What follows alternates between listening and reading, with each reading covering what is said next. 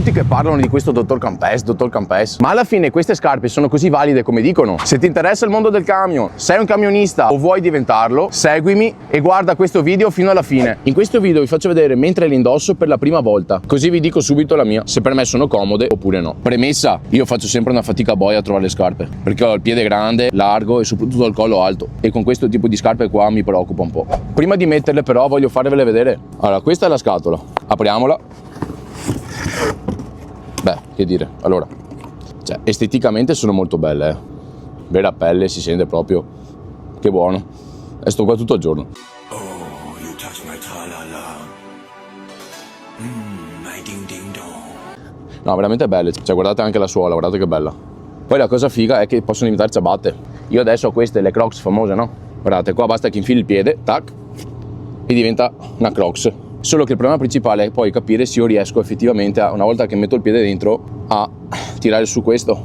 Perché col discorso che vi dicevo che ho il collo del piede alto, non so, un po' mi preoccupa. Ah, e dimenticavo, queste sono 100% made in Italy, prodotte in Veneto. Speriamo bene, Gesboro. Ok, proviamolo, è arrivato il momento. Giuro, è la prima volta. Facciamo prima con questo, dai, col piede destro. Allora, ci mettiamo qua.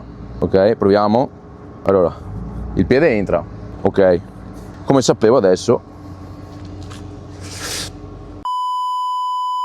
sapevo che quando entrava, che do coglioni. Vabbè, però non è finita qua, non bisogna rendersi, ragazzi.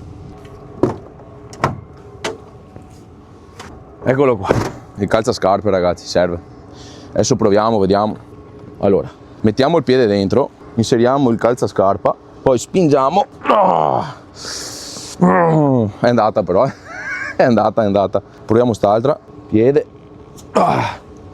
Beh, oddio, a parte che mi sono bruciato, ustionato qua, sono stracomode, perché, cioè, non sono male, Il problema è qua che mi serve per forza il calzascarpe. Dottor Campes, dovete trovare una soluzione, magari un laccio, una cerniera laterale o anche una chiusura tipo a strappo, perché è veramente un peccato, cioè la scarpa è buona, cioè sono qua a guardarle, guarda che bello.